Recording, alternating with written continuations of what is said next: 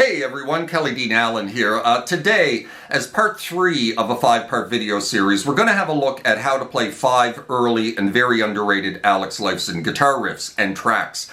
In this particular video tutorial, we'll be having a look at the awesome and underrated guitar work in Lakeside Park from Rush's fantastic and very much underappreciated third album, 1975's Caress of Steel. There'll be no solos included in these short tutorials, just riffs, verses, and choruses and whatnot. However, you hit any of these videos with enough likes and views, we'll perhaps have a look at the solos for each of these classic Rush tracks in the future. Full disclosure here, I have a really sore left hand. I must have pulled a muscle in my arm or I pinched a nerve in my neck or something, but it's radiating right down into my hand. So it's been really painful and uncomfortable playing guitar over the past couple of weeks. So if I flub up a few notes here or there, my apologies. Regardless, the other 4 tutorials in this series can be found linked down below in the description box if you'd like to check those out as well. But for now, let's close in here a little bit, have a look at how to play Lakeside Park from Caress of Steel.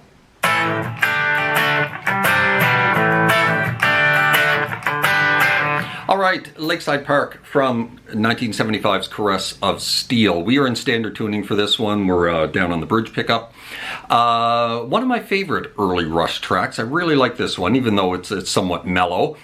Not one of Geddy Lee's favorite early Rush tracks, as he stated in the past in an interview that he can't listen to a whole lot of pre-2112 Rush without finding it very cringe-inducing, and he particularly singled out Lakeside Park as being a rather lousy song that the band wrote. I don't know what he's on about. I think it's a great song, you know, even though it's kind of mellow and a bit sing-songy. Maybe it's because of its kind of maybe slightly sappy, sentimental, nostalgic lyrics. I don't know. I think that's part of its charm.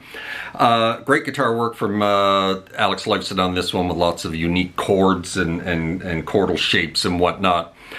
There are guitar riffs out there that are, you know, easy and fun to play, and then there are guitar riffs out there that are uncomfortable and not easy and no fun to play. And unfortunately, this one falls into the latter category. This is you're getting some odd.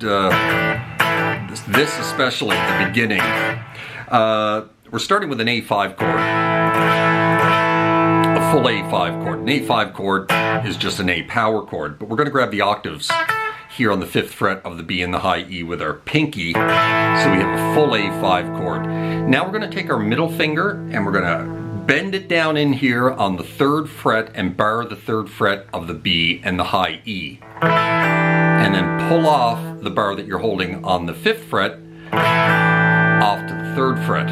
So this holding this is not comfortable. We've got 3 bars going on here. One here, and one here. And to get that pull-off to really ring, you know, your pinky finger isn't really that strong to be doing pull-offs, especially when it's stretched like this. But that's what you got to do. And now you've got to quickly jump into a D sus and then release it off to a regular D chord. So we've got our D shape here and our pinky dropped on the 3rd fret of the high E's for a down up right into a regular D chord. So the whole thing, and there's a little mute right in between, just when you're making that transition to the D sus. Kind of like that, but at much greater speed. And now we're going to keep our ring finger here planted on the 3rd fret of the B string, jump up here into a C shape. And then we're just going to ride the 3rd fret of the A down to 2 and then down to open. And we're basically going to end up back in an A power chord. And we're just striking, you know, the A, the D, and the G string. Maybe catch a little bit of the B string. And then we're right back into this again.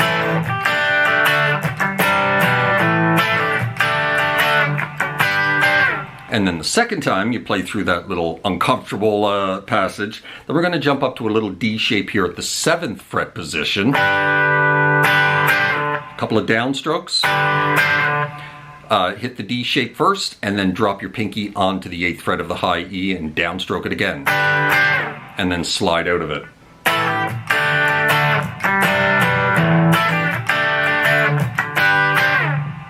And you're going to repeat that any number of times. It starts off a couple of times with the band, and then the vocals come in for the first verse, and that is playing underneath the vocals during the first verse and any following verses.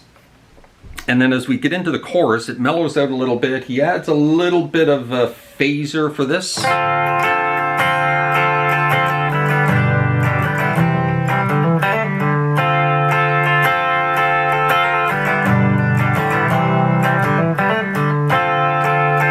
So we're going to repeat this whole little passage 4 times. So we have a little D shape here at the 5th fret position. Just strum that lightly.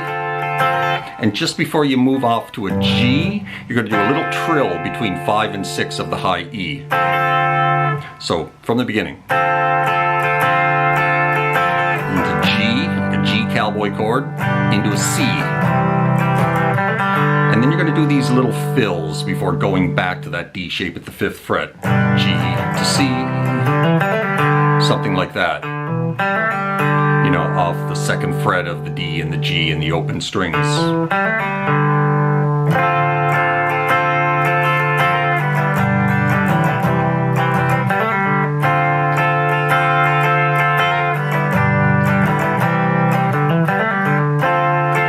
And you repeat that 4 times, and after the 4th time you repeat that, so then we're going to drop into an F major chord, just playing the top 4 strings.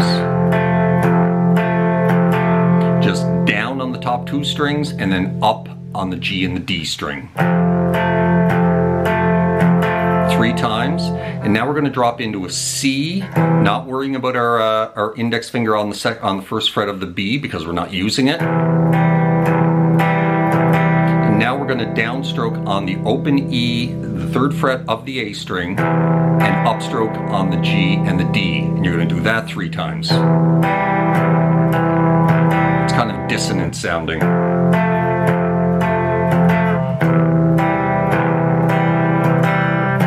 Back to F. Back to C one more time. And then drop into an A power chord and let it ring. And then we're back into the main riff again.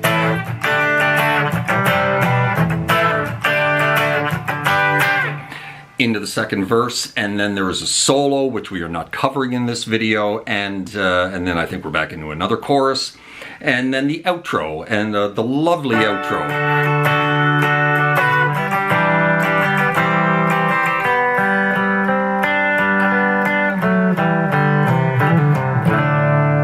So that is the outro. So we're starting with a D chord here at the 5th fret position, index on the 5th fret of the high E, and the 7s of the G and the B, and just lightly strum that. And then we're going to drop into an E minor 7 right here, index on the 2nd fret of the D string, open G, 3 of the B, 3 of the high E. So from here, the D, into an E minor 7, and then we're going to drop that off to an E minor flat 6 right here. So we're going to just shift our fingers here. It's almost the same chord, except we're dropping the 3rd fret of the B string back to the 1st fret of the B string, but we also have to shift the finger that we're holding the 2nd fret of the D with. So now we're holding it with the index finger. Now we're just going to shift it to our middle finger and drop our index back here on the 1 of the B.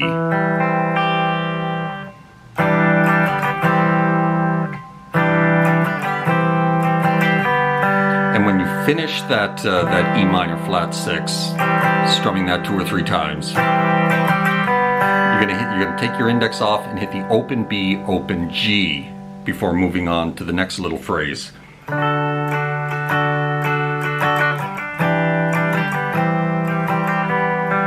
Kind of like that.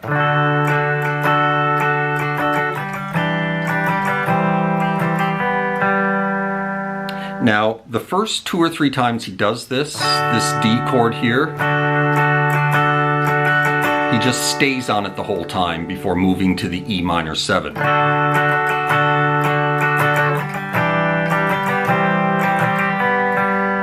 But then he starts adding this. Dropping his fingers that are on the 7s to catch the 7 of the high E before transitioning down here to the E minor 7.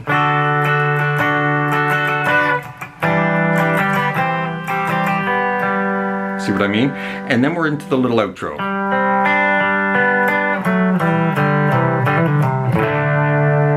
So we're up here on the 5s of the D and the G and the 3 of the B. Just go right down the strings.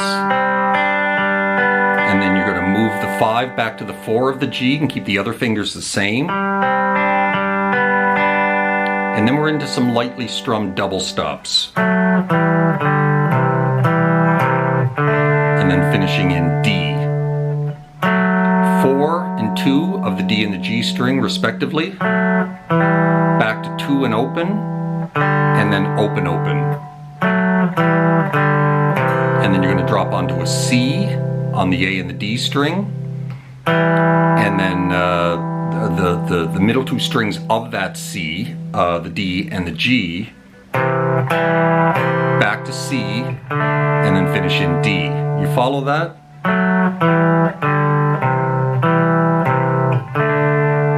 See what I mean?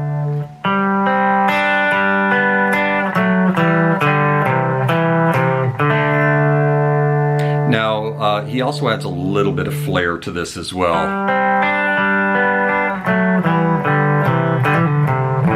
Sometimes he'll do that little trill before dropping into the D.